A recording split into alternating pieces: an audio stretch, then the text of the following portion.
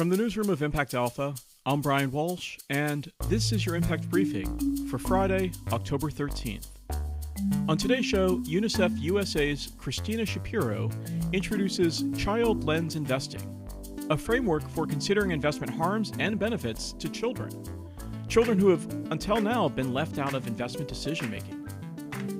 But first, here's what you need to know from This Week in Impact Investing.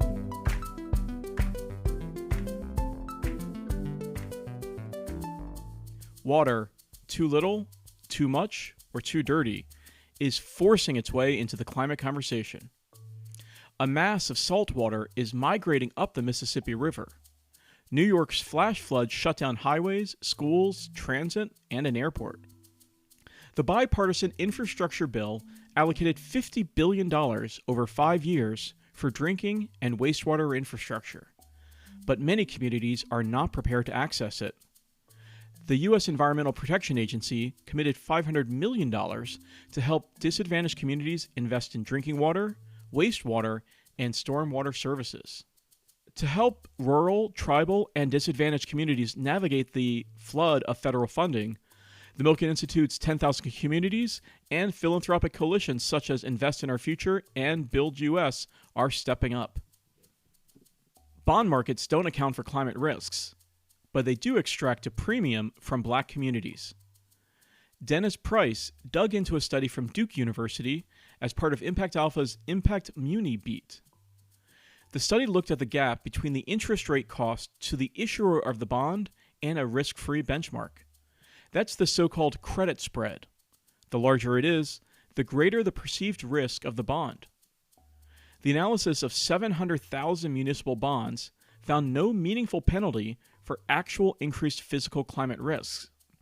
In contrast, the researchers did find that the credit spread increased with a percentage of a community's population that is Black. That's the so-called Black tax.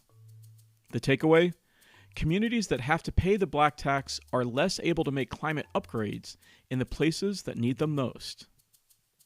Emerging consumers are an emerging investment opportunity.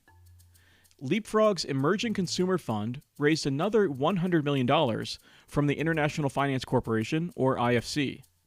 Leapfrog aims to close the fund, its fourth, at $1 billion by next February 29th. That's Leap Day. The Growth Equity Fund invests in healthcare and fintech businesses targeting underserved populations in emerging markets. And it's a 2X fund, meaning it meets the gender lens criteria of the 2X challenge. You can read more about all of these stories and more on impactalpha.com. Now it's time for our featured conversation. There's a new Impact Lens in town. Impact Alpha's David Banks spoke with Unicef US's Cristina Shapiro about Child Lens Investing at the GIN conference in Copenhagen earlier this month. Let's jump right into their conversation. Welcome, Cristina. Hi, nice to see you, David. You've been all around now talking about Child Lens Investing. What is Child Lens Investing? So Child Lens Investing is an approach to investing that incorporates the perspective of children into both investment processes and investment strategies. And it invites investors to consider child-related factors to both avoid harm to children, but more importantly, to drive better outcomes for children. It's one of these ideas that is a new idea, and then when you get it, you think, that's everywhere. Because I always say, like, were you ever a child? It is universal. Everyone was a child, but this is a challenge because children are everywhere. They're ubiquitous, but they're invisible from investment strategies and decisions unless you're specifically child-centered and focused exclusively on children as your unit of measure. But all investor actions and decisions impact children directly or indirectly, intentionally or unintentionally. So that's a good point. This is not only investments in childcare or preschool or early childhood education. These are investments across the board, and how do they affect children? That's exactly right. So what we're asking investors to do is, I'm wearing glasses, so it's a little bit gimmicky, but to really put on a frame and to look at the world through the lens of children.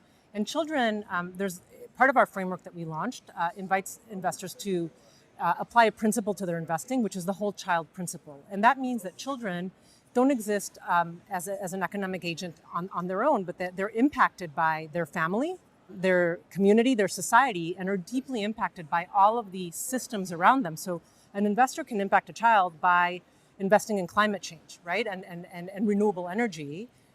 Renewable energy can have an impact by bringing better solar-powered systems to schools and clinics that are serving children. You could reach children through affordable housing strategies in multifamily housing. The challenge is that investors don't think of children because they're not the economic agents. They're not the business owners or the heads of household or the entrepreneurs or they're not the fund managers. That's exactly right. But they are being impacted, and so it is absolutely beyond only those funds that are exclusively focusing on children through education or nutrition or health, for example. Okay, but because it's so universal, what does it add to actually have a child lens? What changes as investors adopt the child lens? That is a great question. So I think there's a couple of things. The first is that we think of it as the golden thread across all the different areas, the thematic and lenses that are currently applied, and that it works and it layers very well. So if you have a gender lens, you can adopt a child lens. And you might look at an investment and say, okay, an investment in childcare is a gender investment because it is allowing the heads of household to go back to work. But if you're focused on that investment in terms of high quality childcare, it is hugely beneficial for the child, right? If you're thinking about agricultural development, you might be looking at yield of agricultural investments. But by that investor asking what nutrients are children deficient in the areas in which we're investing, that might help them to fund businesses that are focused on a particular agricultural crop that will address the nutritional challenges. So it allows for a more holistic view of impact. It is also a risk mitigant in that, as I mentioned, I think investors are impacting children. And if you're not aware of the impact that you're having, you could be harming children unintentionally. And so one of the tools that we developed is a child risk questionnaire where we're inviting either the asset owners or the managers to really understand themselves through their operations, but also for their investees, how they may be impacting children. So just like the risks to children could have super long-term effects as those children grow up with different kinds of disadvantages, the positive impacts could also sort of multiply over time as they become happy and productive members of their own communities. So how do you think about sort of the returns on child lens investing?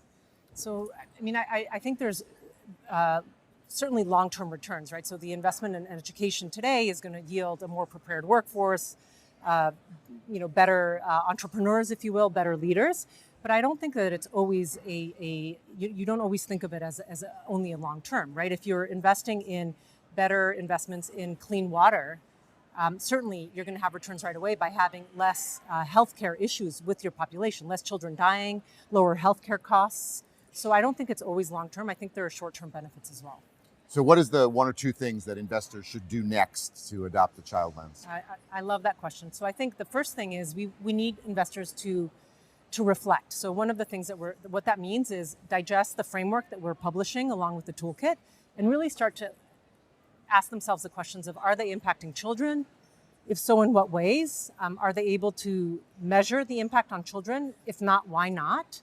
What can their contribution be to advance the outcomes of children, either directly or indirectly? So I think that is the first thing that we can ask investors to do.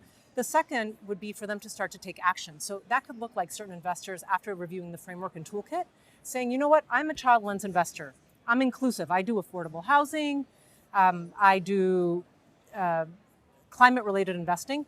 And I could see how my investments are impacting children and families. I'm going to start to ask for impact on children through my investment process. I'm going to start to implement the child risk questionnaire. And even better yet, over time, the third thing they can do, and I know that's not going to happen right away, is the change, which means that incremental capital will start to flow to those investments that are both good for business and good for children. So good for business, good for children. We all were children once. Thank you, Cristina, for joining us. Thank you for having me, David. Great. Okay. Bye-bye. Awesome.